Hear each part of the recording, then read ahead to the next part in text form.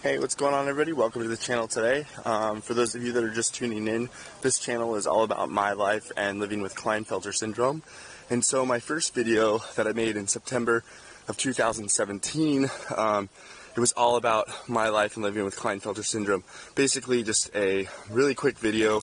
Didn't really know what I was doing. It took me 42 tries to get that video correct, in which I wanted, the way I liked it. And so now I'm up in Australia and traveling, spreading awareness about Klinefelter syndrome, meeting other people that have Klinefelter syndrome.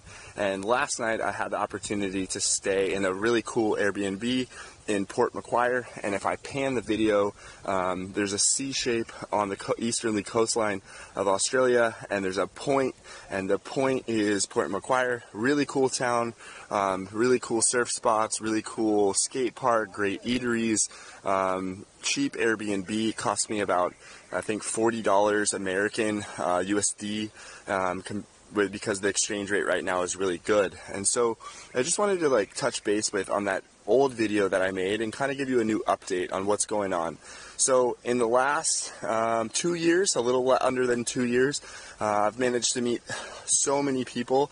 I think I've met close to, if not almost 400 men and boys with Klinefelter syndrome all over the world now, mainly in the United States, but now I've met about 15 here in Australia.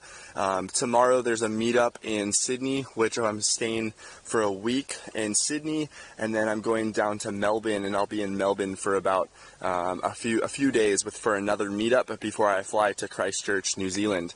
So basically, Klinefelter syndrome, what is it? And a lot of people are asking me, why do I have it, or how do you know you have it? I think one of the biggest things is low testosterone, and so most of us have small testicles, but that's just one little symptom, and low testosterone is a big one.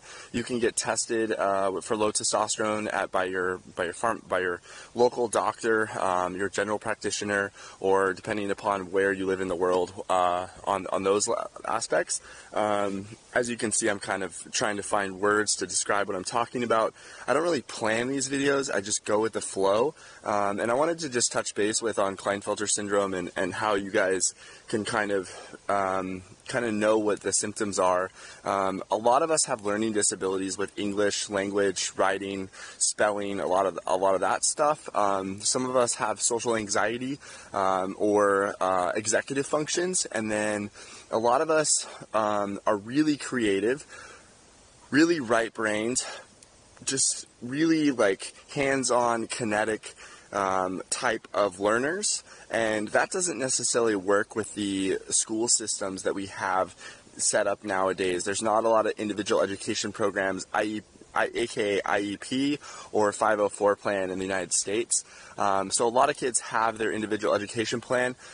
Some kids don't. The one thing about this syndrome is that it's a big spectrum, and that there's people from 1 to 10 and everything in between. And when you look online and when you Google Klinefelter syndrome, you read all these horrible things about all these people that have it, and you see photos from back in the day of people that have it, and it's just awful. And so what I've tried to do is create positivity, create this channel, give everybody some education on it, what Klinefelter syndrome is, who are the people that have Klinefelter syndrome, and how to live a just positive, good, amazing life. And yeah, you got to try really hard, and you got to work harder than most people around you, but who's to say that other people around you don't work as hard as you do in other areas of their life? I know friends that have told me in my lifetime that they would pay me all the money in the world to have the street smarts that I have, and also have the creativity and the talent with being creative and photography and art. And I'm not an artist, but I consider myself an artist as a chef, and as a photographer, and just as now a YouTuber spreading positive awareness about Klinefelter syndrome.